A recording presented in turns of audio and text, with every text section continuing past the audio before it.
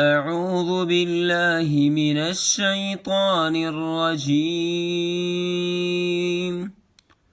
بسم الله الرحمن الرحيم.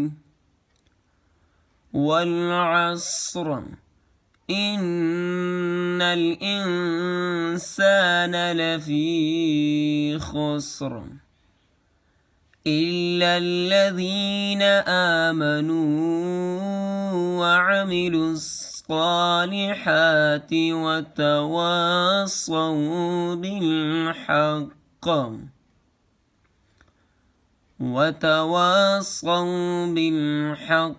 وتواصوا بالصبر.